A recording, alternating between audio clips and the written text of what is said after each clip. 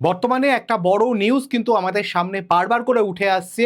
বিদেশ থেকে আসা প্রচুর ফান্ডিং, বিদেশি প্রচুর ফান্ডিং, প্রায় 50,000 কোটি টাকার ওপরে ফান্ডিং আমাদের দেশে যেগুলো আসছিল এবং আসছে এখনো, সেগুলো কি বন্ধ হয়ে যেতে চলেছে? এর পেছনে কি বড় কোনো ষড়যন্ত্র চলছে? বিদেশ থেকে যে ফান্ডিংয়ের টাকা আসছে সেটা কি সত্যিই দেশের উন্নতির জন্য, উদ্ধারের জন্য, ভালো কাজের জন্যই ব্যবহার হচ্ছে, নাকি এর পেছনে লুকিয়ে আছে আরও কোনো বড় গোপন চক্রান্ত? আজকের এই ভিডিওতে আমরা পুরো বিষয়টাকে আলোচনা করব। নমস্কার, আমি পলাশ, আপনাদের সবাইকে স্বাগত জানাচ্ছি ঘরে বাইরের এই নতুন ভিডিওতে। চলুন শুরু করা যাক, পুরো ব্যাপারটা বিশদে বোঝা যাক। এর মাধ্যমে সবচেয়ে বেশি ক্ষতিগ্রস্ত কারা হবে, কিভাবে হবে, এবং এটা কি সত্যি দেশের ভালোর জন্য, নাকি এটা অন্য রকমভাবে দেশের পেছনে কোনো রকম দেশের ক্ষতি করার চেষ্টা? চলুন, সবার প্রথমে যে বিদেশি টাকা থেকে যেগুলো আসছে, যে সম্পত্তিগুলো তৈরি হচ্ছে, যে ফান্ডগুলো তৈরি হচ্ছে, সেই ফান্ডগুলো কোথায় খরচ হচ্ছে? এই ফরেন ফান্ডিংগুলো মেইনলি যাচ্ছে এনজিওর মাধ্যমে এবং তাদের মাধ্যমে অ্যাসেট তৈরি হচ্ছে। যদি সত্যি অ্যাসেট তৈরি হয় এবং সেটা দেশের ভালো কাজে, যেমন দেশের দিব্যাঙ্গ যারা আছে, মানে যারা প্রতিবন্ধী আছেন তাদের উন্নতির জন্য হয়, বা দেশের যদি কোনো রকম কোথাও ফ্লাড হয়েছে সেই জায়গায় ক্ষতিগ্রস্ত জায়গাকে উন্নতি, যেমন বর্তমানে খুব রিসেন্ট টাইমে আসামে হলো, সেখানের উন্নতির জন্য সেই ফান্ডগুলো আসে, বা যদি দেশের যে হেলথের কন্ডিশন যেখানে ব্যাকওয়ার্ডে রয়েছে যেসব জায়গায়, তাদের উন্নতির জন্য আসে, তাহলে এই নিয়ে কোনো সমস্যা নেই। কিন্তু সমস্যা অ্যাকচুয়ালি অন্য জায়গায়, সেই সমস্যাটা নিয়ে আলোচনা করব। এবং আমরা যে এফসিআরএ, মানে যেই ফরেন যে কন্ট্রোল অ্যান্ড রেগুলেশন যে অ্যাক্টটা রয়েছে, এটার অ্যামেন্ডমেন্ট বিলটা কিন্তু 2026-এ, এটা একদম নতুন বিল নয়, এটা কিন্তু বহু পুরনো বিল। সে ব্যাপারেও আমরা আসছি, প্রায় 50 বছর পুরনো বিল, এবং এই ব্যাপারেও আমরা আসবো। সবার প্রথমে যদি ফরেন ফান্ডিং এর কথা বলি, দুটো ব্যাপার বুঝতে হবে। ফরেন ফান্ডিং, ফরেন কন্ট্রিবিউশন দু রকম হতে পারে। দেখুন, ফরেন ফান্ডিং বা ফরেন কন্ট্রিবিউশন এইটাকেও বলা যেতে পারে যদি বিদেশ থেকে কোনো কোম্পানি আমাদের দেশে কোনো ফ্যাক্টরি সেট আপ করতে চাইছে, অথবা আমাদের দেশের কোনো রকম ইনফ্রাস্ট্রাকচারাল উন্নতির জন্য চেষ্টা করছে, বা সেখানে কোম্পানি সেট আপ করে প্রচুর লোকের চাকরি দেবে, তাদের লোক থাকবে, আমাদের দেশের লোক চাকরি পাবে, এইরকম যদি হয় তাহলে সেটা অলওয়েজ ওয়েলকাম। আরেকটা দিক যেটা আছে ফরেন কন্ট্রিবিউশনে, যেটা আমাদের আজকের আলোচ্য বিষয়, সেটা হচ্ছে এখানে ফরেন গভর্নমেন্টের থেকে, ফরেন কোম্পানির থেকে, ফরেন কোনো ট্রাস্ট বা ফাউন্ডেশনের থেকে, বা ফরেন কোনো সিটিজেনের থেকে এই যে টাকাগুলো ইন্ডিয়ান অর্গানাইজেশন, স্পেসিফিক্যালি এনজিওর কাছে আসছে, সেটা খরচ হচ্ছে অ্যাকচুয়ালি কোন খাতে, এই ব্যাপারটাই বোঝার মূল বিষয় আজকের। দেখুন, আমি যদি গত 2019 থেকে 2022-এর কথা বলি, তাহলে প্রায় 55,741, প্রায় 56,000 কোটি টাকা ফান্ড এসছে। 56,000 কোটি টাকা ফান্ড এসছে। একবার অ্যামাউন্টটা ভেবে দেখুন। আমি যদি এটাকে লিখি তাহলে ভাবুন যে আমি যদি 56,000 কোটি টাকা লিখি, তাহলে ভাবুন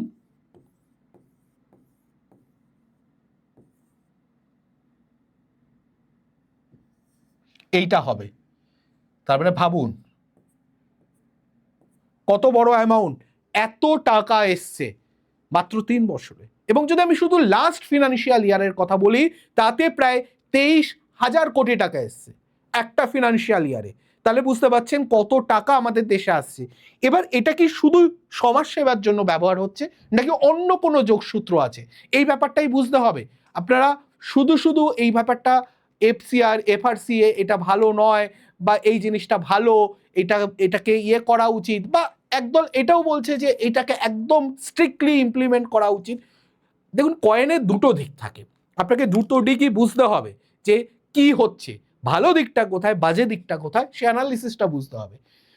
এই যে 55,741 কোটি টাকার কথা বললাম, অনেকের একটা প্রশ্ন এইটাও, তাহলে কি আমাদের দেশে যা যা এনজিও আছে সব বন্ধ হয়ে যাবে? এটা তো সবার প্রথমে এটা বুঝতে হবে, আমাদের দেশে প্রায় 30 লাখের মতো রেজিস্টার্ড এনজিও আছে। রেজিস্টার্ড বলছি, আনরেজিস্টার্ড গুলোকে বাদ দিচ্ছি। রেজিস্টার করা এনজিও সংখ্যাই শুধুমাত্র 30 লাখ। তার মধ্যে কেবলমাত্র ভাবুন 13,520টা অর্গানাইজেশন থেকে এই টাকা এসছে, সবকটা থেকে নয়, 13,520। কারণ এই যে 2019 থেকে 22-এর 3 বছরের কথা বলা হচ্ছে, তখন যদি ফরেন ফান্ডিং আসতো কেবলমাত্র এই কটা, কারণ এই কটা অর্গানাইজেশন ফরেন ফান্ডিং একসেপ্ট করার মতো রেজিস্টার্ড ছিল। এবার এখানে একটা জিনিস বুঝুন, এই যে 30 লাখ এনজিও আছে, তার মধ্যে বর্তমানে সব বাদ দিয়ে 14,449টা এনজিও আছে। দেখুন, আমি এইটার যে ডেটা বললাম 13,520, এটা বুঝতে পারছেন যে 19 থেকে 22-এর কথা বলছি, আর 14,449 এটা বর্তমানে অ্যাক্টিভ FCR এ রেগুলেশন মেনে যারা করছে, বা বর্তমান অ্যামেন্ডমেন্ট হওয়ার আগে পর্যন্ত রুল মেনে যারা করছে তারা। এবার এর মধ্যে এই কয়েক বছরের মধ্যে প্রায় 22,498, প্রায় 22,500টা, 22,500 এনজিও ক্যান্সেল হয়েছে। তার মধ্যে 15,212টা শুধু এক্সপায়ার্ড হয়ে গেছে। এক্সপায়ার্ডের ব্যাপারটা আমি আসবো, যে রেজিস্টার না করলে বা রেজিস্টার রিনিউ না করলে 5 বছর পর পর তখন সেটা এক্সপায়ার হয়ে যায়। এবং যারা ভাবছেন এটাও মোদিজির কোনো কারচুপি, তাদেরকে বলে রাখি এই নিয়মটা মোদিজি বের করেননি, এটা বের করেছিলেন আমাদের প্রাক্তন প্রধানমন্ত্রী যিনি আমাদের ডক্টর মনমোহন সিং, উনি কিন্তু এটা বের করেছিলেন। যাই হোক, আমি আসবো এই ব্যাপারটা। তো আগে তো বুঝতে হবে যে এই রেগুলেশনটা করার কারণ কি, এই ফিল্টারিংটা করার দরকার কি। এই FCR এর ফিল্টারিং এর পরে কেন স্কুলের জন্য ফান্ড ঢুকবে, কেন হসপিটালের জন্য ফান্ড ঢুকবে, কেন কোনো গ্রাম বা কোনো আঞ্চলিক জায়গার উন্নতির জন্য ফান্ড ঢুকবে।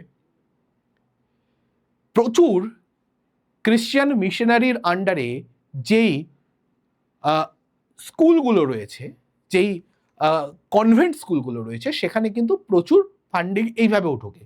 বেশ কিছু স্টুডেন্টদের জন্য কিন্তু তারা পরীক্ষা হয়, এবং সেই পরীক্ষার ভিত্তিতে কিন্তু তাদের এইরকম হয় যে সেখানে তাদের তাদের পরীক্ষার রেজাল্ট কীরকম হচ্ছে, পরীক্ষা বলতে বেসিক্যালি একটা অ্যাসেসমেন্ট টেস্ট, যেটার মাধ্যমে তাদেরকে চুজ করা হয় যে এরা ভালো স্টুডেন্ট, এরা স্কলারশিপ পেতে পারে। সেই স্কলারশিপের টাকা কিন্তু বিদেশের থেকে আসে, এবং এটা ভালো জিনিস, এটা নিয়ে কোনো অসুবিধা নেই কারণ। বিদেশ যদি এরকম ফান্ডিং করে স্টুডেন্টদের পড়াশোনার জন্য, উন্নতির জন্য, খুব ভালো কথা। ফুল তাদের পড়াশোনার খরচ কিন্তু তারা বহন করে। কিন্তু প্রবলেম হচ্ছে, জাতীয় নিরাপত্তার ব্যাপারটা হচ্ছে, ফান্ডের যদি উৎস কোথা থেকে আসছে এটা যদি বোঝা না যায়, তাহলে দেশের অভ্যন্তরে রাজনীতির কিন্তু একটা বড় রকম এখানে উতাপ চারাপ চলতে থাকবে। এটা কোথায় ব্যবহার হচ্ছে বুঝতে হবে। শুধুমাত্র দেশের উন্নতির জন্য, দেশের ভালোর জন্য ব্যবহার হচ্ছে, নাকি এই ফান্ডটা অন্যরকমভাবে, কোনো রকমভাবে দেশের সার্বভৌমত্ব, দেশের অক্ষুণ্ণতাটাকে ক্ষুণ্ণ করার চেষ্টা চলছে, আন্দোলনের জন্য ফান্ড হচ্ছে। যেরকম মাঝখানে আমাদের যখন CJP, ককরাজ জনতা পার্টি, সেই নিয়ে যখন কথা হচ্ছিল, অনেকেই এই ব্যাপারটা শুনেছেন নিশ্চয়ই, যে সেখানে প্রচুর খাবার আসতো এবং কথা হচ্ছিল যে সেটা ফরেন ফান্ডের টাকা থেকে হচ্ছিল। সত্যটা আমার কাছে এখনো নেই, কিন্তু এটা তো শোনা গেছে যে বেশ কিছু ফরেনার, তারা দুবাই এবং এরকম এশিয়ান অন্যান্য দেশে থাকা, বিদেশে থাকা, তারা কিন্তু ফান্ড করেছে, তারা টাকা দিয়েছে। এবার সেটা ফান্ডিংয়ের আয়তায় পড়ছে নাকি শুধু দেশাত্মবোধক বা দেশের ভালোর জন্য ভেবে যারা ওখানে আন্দোলন করছে তাদেরকে খাওয়ার জন্য। কিন্তু অন্যদিকে আপনি দেখুন, ঝাড়খণ্ডের মতো জায়গায় যখন আন্দোলন হচ্ছে, সেখানে খাওয়ানোর জন্য একটা কেউ নেই, কোনো এনজিও নেই। সেখানে স্টুডেন্টরা বলছে আমরা তো 5 টাকার বিস্কুটের প্যাকেট খেয়ে সারাদিন থেকে যাচ্ছি। এই অবস্থা কেন? তাহলে সেখানে আসছে না কেন? সেখানে যারা আন্দোলন করছে তারা কি স্টুডেন্ট নয়? তাদের দাবি কি ন্যায্য নয়? তাদের পাশে দাঁড়ানো কি এনজিওগুলোর কর্তব্য নয়? তাহলে তারা কেন দাঁড়াচ্ছে না? প্রশ্ন অনেক আসে, প্রশ্ন র্যাশনাল হয়ে করতে হবে আপনাকে, পুরো ব্যাপারটা বুঝে করতে হবে। এরপরের প্রশ্ন, এই যে এই ব্যাপারটা, এই জিনিসটা, এই সিচুয়েশনটা, এই FRCA, এই লটা আনা হচ্ছে, যে FCR যে লটা আনা হচ্ছে, এটার সূত্রপাত অনেকটা ব্যাকে। এটা কবে এসছে প্রথম? এটা যদি প্রথম সাল বলা হয় তাহলে 1976 সালে। ইয়েস, এটা বর্তমান সরকারের যেই সরকার 14 থেকে বর্তমানে 26 পর্যন্ত চলছে সেই সরকারের আনা নয়। 1976 সালে তৎকালীন প্রধানমন্ত্রী শ্রীমতী ইন্দিরা গান্ধীর আনা, এবং এটার মেজর অ্যামেন্ডমেন্ট করেছেন আমাদের মানে আমাদের জাস্ট পাস্ট যিনি প্রধানমন্ত্রী ছিলেন ডক্টর মনমোহন সিং।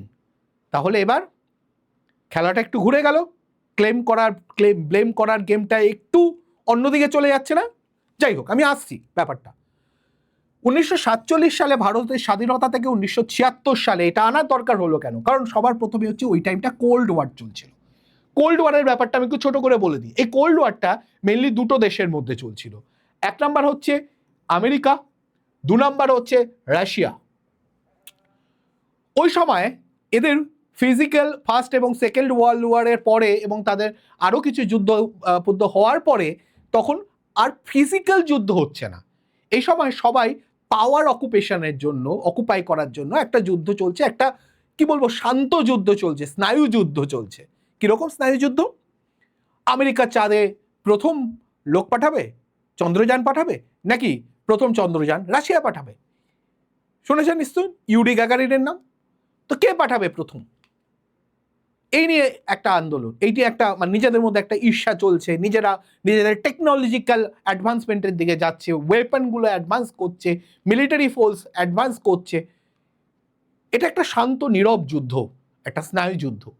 এবং এই সময় ভারতের ওপর সবাই একটা চাইছে, ভারতের মতো একটা জনসংখ্যার বেস, এমন একটা দেশ যেটা উন্নতির দিকে যাচ্ছে, যেটা ডেভেলপড কান্ট্রি, তার দিকে কিন্তু নজর দুটো দেশেরই পড়েছে। এবং তখন থেকে এই ফরেন এইডগুলো আসা শুরু করেছে এই কোল্ড ওয়ারের টাইমে। এবার আমি এই জিনিসটাকে আরেকটু বিস্তারিত যাই, সিচুয়েশনটা কি ছিল 1976 সালে। একদিকে কোল্ড ওয়ার চলছে, শুধু কোল্ড ওয়ার নয়, 1971 সাল মনে পড়ছে, বাংলাদেশের মুক্তিযুদ্ধ। যেই দেশটি সবচেয়ে গুরুত্বপূর্ণ ভূমিকা নিয়েছিল সেটা হচ্ছে ভারত। ভারত না থাকলে পাকিস্তানের মধ্যেই এখনো পর্যন্ত বাংলাদেশ পূর্ব পাকিস্তান হয়ে থেকে যেতে হতো। তারা সেই কৃতজ্ঞতাটাকে মানে না, কিন্তু আপনাদের জানতে হবে যে ভারত ছিল বলেই মাত্র 11 দিনের মধ্যে যুদ্ধটা শেষ হয়েছিল। এবং ভারতের পাশে অবশ্যই রাশিয়া ছিল, সেটাও একটা বড় ব্যাপার। রাশিয়া বরাবরই ভারতের মিত্র দেশ, সবসময় এই চেষ্টা করেছে ভারতকে সাহায্য করার। যে সময় পাকিস্তানকে সাহায্য করতে ইউকে এগিয়ে এসছে, ভারতকে সাহায্য করতে রাশিয়া এগিয়ে এসছে। পরাশক্তির প্রভাব আমেরিকা এবং রাশিয়া উভয় দেশেই ভারতের ফান্ড দেওয়ার চেষ্টা করছে। সেটা কি জন্য বুঝতে হবে। ক্যাপিটালিজম কোথায় রয়েছে? আমেরিকাতে। সোশ্যালিজম কোথায় রয়েছে? রাশিয়াতে। ভারত কোন দেশ? ভারত তখনও পর্যন্ত ডিক্লেয়ার্ড কোনো দলেই নয়, না সোশ্যালিস্ট, পিওরলি খানিকটা সোশ্যালিস্ট, বাট পিওরলি সোশ্যালিস্ট নয়, ক্যাপিটালিস্ট তো একদমই নয়। ক্যাপিটালিজমের দিকে একটু এগোচ্ছে ভারত। ভারত আস্তে আস্তে এগোনো শুরু করবে, এরপর অ্যাকচুয়ালি শুরু করেনি, ক্যাপিটালিজমের দিকে এগোনো শুরু হয়েছে 1991 সালে। এই নিয়ে যদি আপনারা ভিডিও চান আমাদের বলবেন, অবশ্যই আমি সেটার উপরও ভিডিও করব। এলপিজি মডেল এলো, কি বলে এলপিজি মডেলে আনার কথা যখন ওই সময় অর্থমন্ত্রী ছিলেন ডক্টর মনমোহন সিং, সেই সময় লিবারালাইজেশন, প্রাইভেটাইজেশন, গ্লোবালাইজেশনের কনসেপ্ট এলো। তো সেই টাইমের কথা, তো সেই টাইমে আস্তে আস্তে ক্যাপিটালিজমের দিকে গেছে। কিন্তু এই টাইমে কিন্তু ভারত অনেকটাই অ্যালাইন্ড হচ্ছে সোশ্যালিজমের দিকে, নেহেরুবাদের দিকে আস্তে আস্তে টার্ন হচ্ছে। এবার এই টাইমে দুটো দেশই চাইছে তাদের প্রভাবটা এখানে আনতে। আস্তে আস্তে ভারত না সোশ্যালিজম না ক্যাপিটালিজম, দুটোর কোনো দিকেই গেল না, ঠিক আছে, নিউট্রাল একটা অবস্থান নিল। কিন্তু দুটো দেশই কিন্তু ফান্ডিং পাঠিয়ে যাচ্ছে। এরপরে প্রথম আইন করলেন কে? ইন্দিরা গান্ধী সরকার। ইন্দিরা গান্ধী সরকার 1976 সালে ডিসাইড করলেন যে যে কোনো টাকা বিদেশ থেকে আসছে মানে আমি সেই টাকা খরচ করতে পারবো না। আগে দেশের সিকিউরিটির কথা, দেশের ইন্টিগ্রিটির কথা ভেবে আগে সেই ফান্ডটাকে ম্যানেজ করতে হবে। সেই ফান্ডটা কোথায় খরচ হচ্ছে আমাকে দেখতে হবে, তারপরে সেটা খরচের পারমিশন আমরা দেব। এরপরে এটা যদি আমি বলি আস্তে আস্তে এটা অ্যামেন্ডমেন্ট হয়েছে, বহুবার অ্যামেন্ডমেন্ট হয়েছে, 18 সালে হয়েছে, আরও তার আগেও হয়েছে, 10-12 বার হয়েছে। তার মধ্যে বড় অ্যামেন্ডমেন্ট 2010 সালে কে করেন? ডক্টর মনমোহন সিং, তৎকালীন প্রধানমন্ত্রী। উনি বলেন লাইসেন্স আনা হবে। লাইসেন্স আনা হবে মানে কি? যেই সব অর্গানাইজেশনগুলো ফরেন ফান্ডিং পাচ্ছে তাদেরকে লাইসেন্স করাতে হবে। তাদের যদি লাইসেন্সিং না থাকে, লাইসেন্স না থাকে, তাহলে ফান্ড কালেক্ট করতে পারবে না। এবং শুধু একবার লাইসেন্স করেই শেষ নয়, এই লাইসেন্সটাকে প্রত্যেক 5 বছর অন্তর অন্তর রিনিউও করাতে হবে। যদি রিনিউ না করাও তাহলে সেটা ল্যাপস হয়ে যাবে। আমি কিছুক্ষণ আগে বলেছিলাম বহু অর্গানাইজেশন ল্যাপস হয়ে গেছে এই রিনিউ না করানোর জন্য।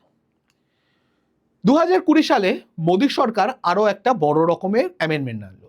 প্রথম বলা হলো যে দিল্লিতে এসবিআই এর যে নয়াদিল্লিতে যে মেইন ব্রাঞ্চ আছে সেই মেইন ব্রাঞ্চেই কেবলমাত্র ফান্ডিংয়ের টাকা ঢুকতে পারে, অন্য কোনো ব্রাঞ্চে আপনারা টাকা কালেক্ট করতে পারবেন না, অন্য কোনো ব্রাঞ্চ থেকে। দ্বিতীয় পয়েন্ট বলা হলো ফান্ডের টাকা এনজিওকে দেওয়া যাবে না, অন্য কোনো এনজিওকে দেওয়া যাবে না। মানে আপনি একজন এনজিও হিসাবে টাকাটাকে কালেক্ট করলেন, করার পরে আপনি এমন স্বচ্ছ ভাবমূর্তি সহ কোনো একটা এনজিও এই টাকাটা কালেক্ট করলো, এবং এমন একটা এনজিও যেই এনজিও নেগেটিভ কাজকর্মের সঙ্গে যুক্ত তাকে পরে এটাকে ট্রান্সফার করে দিল। ঠিক আছে, এইটা হবে না। আপনার টাকা আপনাকে খরচ করেছে, আপনি খরচ করেছেন সেটা দেখাতে হবে। এবং তৃতীয় পয়েন্ট যেটা, অফিসের যে খরচের সীমা 50% থেকে কমিয়ে 20%-এ করা হলো। এবার এই জিনিসগুলোতে কিরকম সমস্যা হচ্ছিল আমি কয়েকটা এক্সাম্পল দিতে চাই, বোঝা দরকার সবার, না বুঝলে হবে না। এবং এটা কিন্তু এমন সময়ের কথা বলছি প্রথম, সেই সময়ে কিন্তু কোনো রকমভাবে বিজেপি গভর্নমেন্ট সরকারে নেই, সেই সময় ঘটনা ঘটেছে। কোথায় ঘটেছে? কুদানকুলাম। কুদানকুলামটা হচ্ছে তামিলনাড়ুর একটা ডিস্ট্রিক্ট বা একটা জায়গা, একটা প্লেস। সেই প্লেসে এই কুদানকুলামে প্রজেক্ট একটা হওয়ার কথা ছিল এবং সেটা রাশিয়া হেল্প করতো। এই প্রজেক্টটা রাশিয়ার সহায়তায় এখানে একটা নিউক্লিয়ার পাওয়ার প্ল্যান্ট 2014 সালে শুরু হওয়ার কথা। এবং আমি আবারও মনে করিয়ে দিচ্ছি, এটা কিন্তু তখনও বিজেপির ক্ষমতায় নয়, বা বিজেপি হয়তো জাস্ট ক্ষমতায় এসছে, কিন্তু এটা প্ল্যানিং তো আর দিনের দিন হয়নি, এটা প্ল্যানিং আগে থেকে হতে চলেছে, কংগ্রেসের টাইমে প্ল্যানিং। আইবি ইন্টেলিজেন্সের রিপোর্ট আসে যে তীব্র আন্দোলনের পেছন, এখানে একটা আন্দোলন শুরু হয়, যে আন্দোলন বলে যে না, এখানে নিউক্লিয়ার পাওয়ার প্ল্যান্ট করা যাবে না। পরে এই আন্দোলনটার যদি অ্যানালিসিস করা হয় তখন জানা যায় যে 11টা এনজিও আন্দোলন করেছে, তার মধ্যে 8টাই এফসিআর এ রেজিস্টার্ড। মানে কি, ফরেন ফান্ড রেগুলারলি এরা একসেপ্ট করে, এর মধ্যে 8টাই।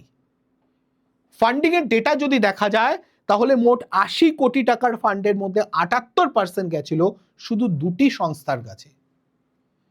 কি কি? টিএম ট্রিপলএস এবং টিডিএ, এই দুটো অর্গানাইজেশনের কাছেই 80 কোটি টাকার যে ফান্ডিং ছিল তার 78% এখানেই চলে গেছিল, এই দুটোতেই। বুঝতে পারছেন ফলাফল কি হয়? বিদেশি ফান্ডের সাহায্যে ভারতের নিজস্ব জিডিপি যেটা গ্রোথ হওয়ার কথা ছিল সেটা নেগেটিভে চলে গেল, 2-3% কমিয়ে দেওয়ার চেষ্টা হলো, এবং এটা হলো। আপনারা দেখবেন ওই টাইমে জিডিপি গ্রোথটা অ্যানালিসিস দেখবেন, 5 ইয়ার প্ল্যানের হিসাব বেরোয়, সেটা দেখবেন, বুঝতে পারবেন। আরও কিছু ঘটনা যদি আমি বলি, গ্রিন পিস বিদেশি অর্থে ভারতের কয়লা খনি, মাহান কোল ব্লক এবং জিএম ফরলানের বিরুদ্ধে লাগাতার ক্যাম্পেইন চলল, এবং এর ফলে কি হলো? এই জায়গার কাজের ক্ষতি হলো। কর্ডএইড নেদারল্যান্ড ভিত্তিক একটা ফান্ডিং আসে, এখান থেকে এই এনজিওতে উত্তর পূর্ব ভারতের ড্যাম এবং মাইনিং প্রজেক্টের বিরুদ্ধে আন্দোলন, এবং এই ফান্ডের জন্য এই আন্দোলনটা হলো, বা ফান্ড আসার পরে সেই ফান্ডিংটা পুরোটা হচ্ছে কোথা থেকে? বিদেশ থেকে, নেদারল্যান্ডস থেকে।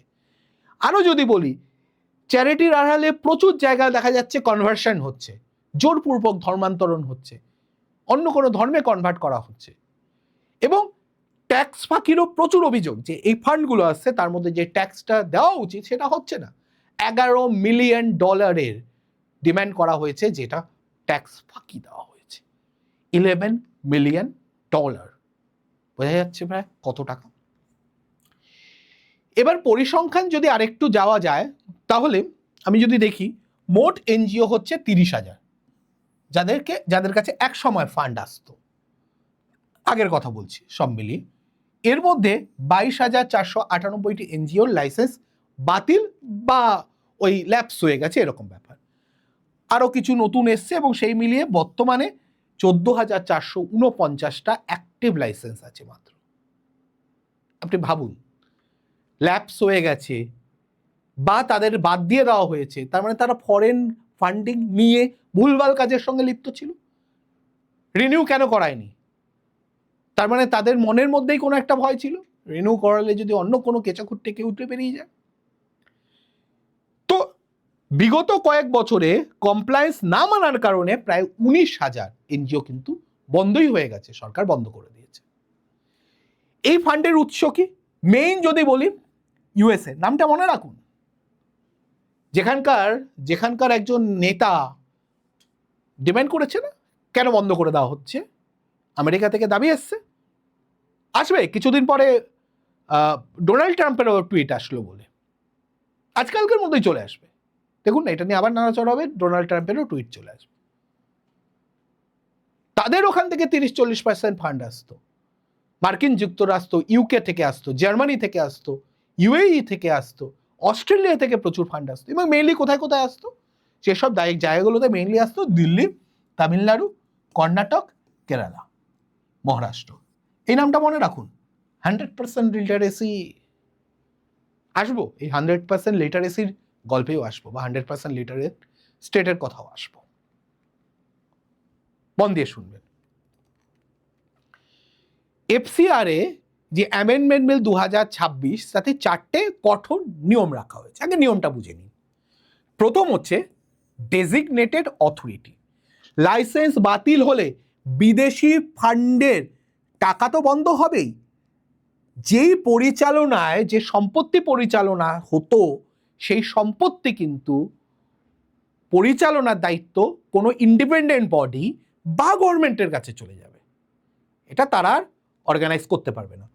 সম্পত্তি বাজেয়াপ্ত করা হবে। রিনিউ না করলে, লাইসেন্স বাতিল হলে সমস্ত সম্পত্তি চিরতরে সরকারের কাছে চলে যাবে। ধরুন আপনার ফান্ড আসতো, সেই ফান্ড থেকে আপনার একটা বিল্ডিং তৈরি হয়েছে, সেই ফান্ড বন্ধ হয়ে গেছে, তাহলে সেইটা যদি এমন কোনো লিগ্যাল লিটিগেশন বা কমপ্লায়েন্সের মধ্যে আটকে যায় যে যদি ধরা পড়ে এটা ভুলভাল ফান্ডিং হতো, তাহলে ওই বিল্ডিংটা কিন্তু সরকার অধিগ্রহণ করবে। শাস্তিটা কমানো হয়েছে, আগে 5 বছরের ছিল, সেটা কমিয়ে 1 বছরের করা হয়েছে। ভালো ব্যাপার। ছোট এনজিওদের জন্য একটা ব্যাপার আছে, 2 বছরের মধ্যে যদি আপনি 10 লাখেরও কম ফান্ড বিদেশ থেকে পান, তাহলে আপনি রিনিউ করাটা নতুনভাবে একটু কঠিন হয়ে যাবে। হবে না একবারে বলছে না, একটু কঠিন হয়ে যাবে সেক্ষেত্রে। এবার বেসিক্যালি সবচেয়ে বড় ভয়ের কারণ যে ডেজিগনেটেড অথরিটি এবং সম্পত্তি বাজেয়াপ্তর ব্যাপারটা বুঝুন। আগে কি হতো? লাইসেন্স বাতিল হলে ঠিক আছে, টাকা আসা বন্ধ হয়ে যাবে, কিন্তু যেই সম্পত্তিগুলো ছিল সেগুলো যার ছিল তার কাছেই থাকবে। এবার বলছে যদি লাইসেন্স বাতিল হয়ে যায় এবং ডেজিগনেটেড অথরিটির থেকে সরকারের কাছে সম্পত্তি চলে যাবে। এবার এই জায়গায় যদি পুরো ফান্ডিং ওই বিদেশি ফান্ড থেকে হয়ে থাকে তাহলে ঠিক আছে, কিন্তু এরকম তো হতে পারে বিদেশি ফান্ড থেকে কিছুটা হয়েছে, ধরুন বিদেশি ফান্ড থেকে 20% হয়েছে এবং দেশের কোনো অর্গানাইজেশন 80% করেছে। এবার কি সমস্যা হতে পারে? সমস্যাটা এটা হতে পারে যে 80% ফান্ড করা সত্ত্বেও হয়তো পুরো বিল্ডিংটা 80% ফান্ড করা সত্ত্বেও পুরো বিল্ডিংটা সরকারের কাছে চলে গেল এই রুল অনুযায়ী। যদিও এটা ক্ল্যারিটি এখনো আসেনি, সরকার এটাও বলছে বাজেয়াপ্ত করার পরে, এটা লিগ্যাল লিটিগেশন বা এই ব্যাপারটা বোঝার পরে, পুরো জিনিসটা অনুসন্ধান করার পরে হয়তো ফিরিয়ে দেওয়া হবে আংশিকভাবে সেই সম্পত্তিটা। বিরোধীদের কিছু ঝড় উঠেছে। প্রথমে হচ্ছে কেরালায় উঠেছে 100% লিটারেসি। সেখানে কি বলছে? সর্বসম্মতিক্রমে এই বিল প্রত্যাহারের প্রস্তাব পাশ করেছে ওদের বিধানসভা, ওদের ওখানকার বিধানসভা। ওদের কারণ বুঝতে হবে ওখানের বিধানসভাটা বা ওখানের পাওয়ার হচ্ছে মেইনলি কার কাছে আছে? ওখানে মেইনলি সিপিএম, বামফ্রন্টের পার্টি এবং কংগ্রেসের কাছে আছে। বিরোধিতা খুব স্বাভাবিক ব্যাপার। দাবি কি? এখানে সংবিধানের দেওয়া যে স্বাধীনতা এবং পরিকাঠামো বা অধিকার, সেটাকে সরাসরি হস্তক্ষেপ করা হচ্ছে। এবার কেরালার ব্যাপারটা একটু বুঝুন, কেন গায়ে এত ফোসকা পড়ছে, কেন? কারণ আছে। কেরালায় প্রত্যেক 5টা বাড়ির মধ্যে একটা বাড়ি হচ্ছে খ্রিস্টান ধর্মাবলম্বী। আমার বলার, আমি কোনো ধর্মকে আলাদা করে টার্গেট করতে চাই না, বাট আপনাদের বুঝতে হবে বিদেশি ফান্ড যেটা আসছে ডেফিনেটলি তার 80-90% খ্রিস্টান কমিউনিটির কাছেই যাচ্ছে। প্রচুর স্কুল, কলেজ, হসপিটাল এবং বিভিন্ন যে অর্গানাইজেশনগুলো আছে সেগুলো কিন্তু এই বিভিন্ন চ্যারিটেবল ট্রাস্ট, যেগুলো হচ্ছে খ্রিস্টান চ্যারিটেবল ট্রাস্ট, তাদের দ্বারা পুরোপুরি অবজারভেশন হয় এবং তাদের পরিচালনা হয়। নতুন নিয়মে কিন্তু বিশেষ করে ধর্মান্তরণকরণ সংক্রান্ত যে কড়াকড়ি আনা হয়েছে তাতে কিন্তু এইগুলোর একটা বড় চাপ পড়তে পারে। ধর্মান্তরণকরণের ব্যাপার যদি জানা যায় আপনি সেই ফান্ড ব্যবহার করে করছেন, তাহলে কিন্তু চাপ পড়বে। আন্তর্জাতিক চাপ, আমেরিকা কেন এত চিন্তিত?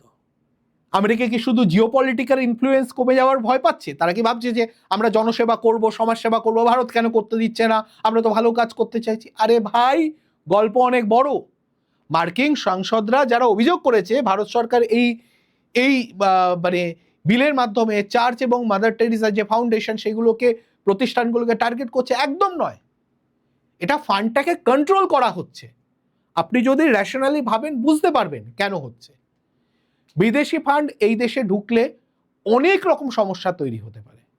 সে ফান্ডিংটা কোনো রকমভাবে টেররিস্ট অর্গানাইজেশনগুলো ইউজ করতে পারে। ধর্মান্তরণ তো হচ্ছেই, আমার বলার কিছু নেই, 100% হচ্ছে। এবং এইগুলো যখন বন্ধ হয়ে যেতে পারে এই ভেবে মার্কিন যুক্তরাষ্ট্র কিন্তু খানিকটা চাপ খাচ্ছে, ইউএসএ চাপ খাচ্ছে।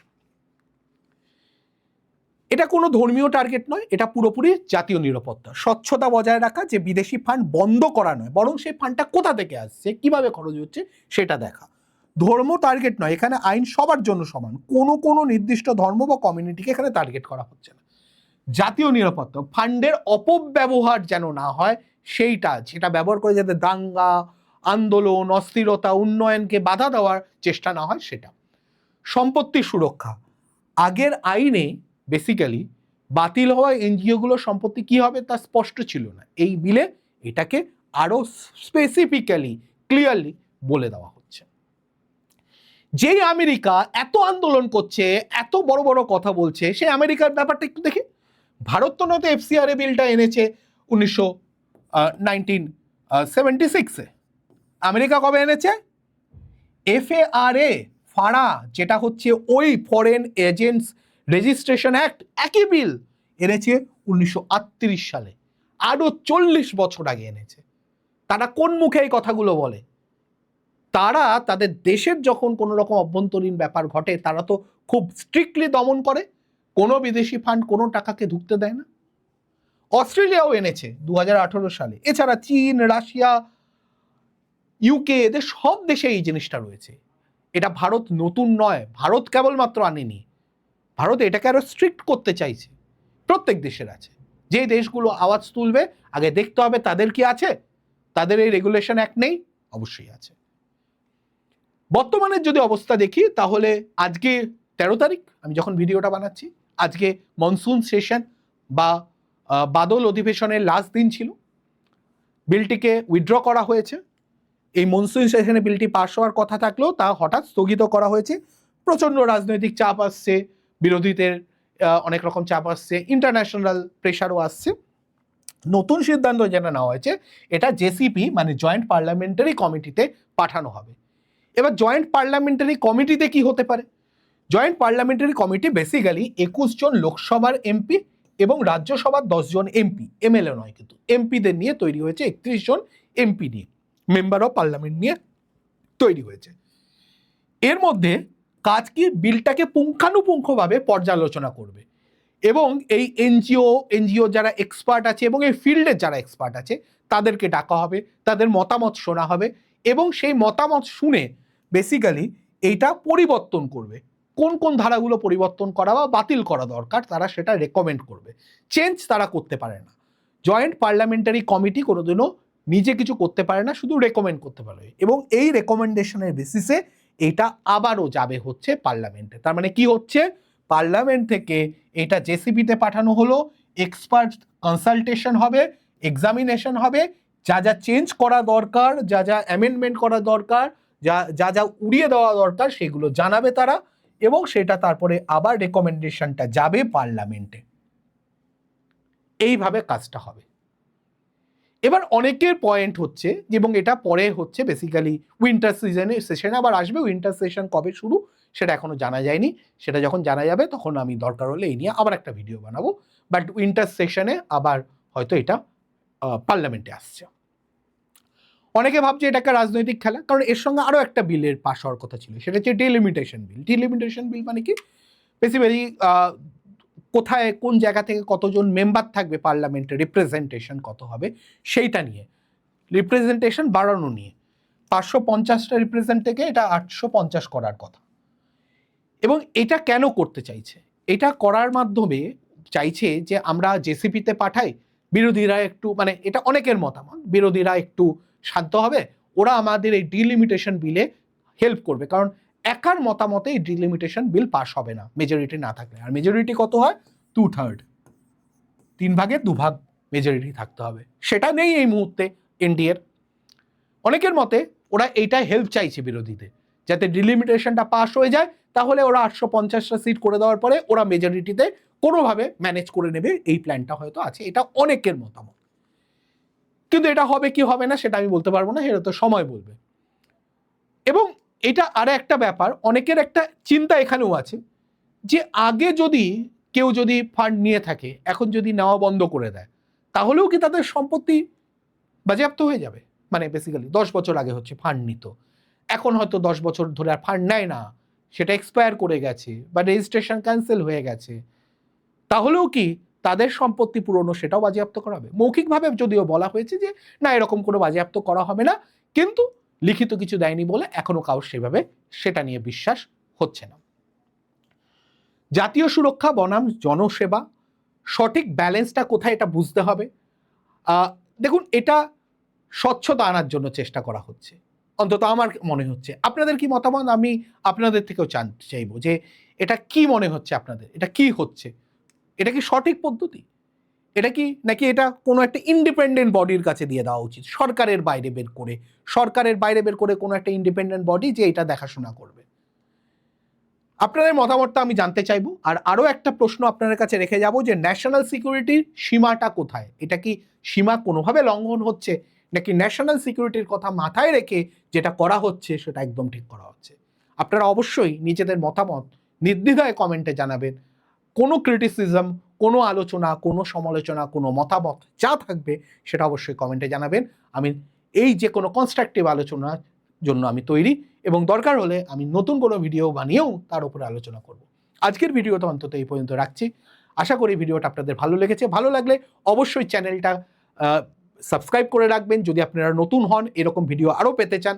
আর অবশ্যই ভিডিওটা যদি ভালো লাগে লাইক করতেও ভুলবেন না, নিজেদের কমেন্ট করে জানাবেন, এবং যারা এই বিষয়ে জানতে চায় তাদের সঙ্গে শেয়ার করতেও ভুলবেন না। ভালো থাকবেন, সুস্থ থাকবেন, দেখা হবে নতুন কোনো ভিডিওতে। জয় হিন্দ, জয় ভারত, জয় পশ্চিমবঙ্গ।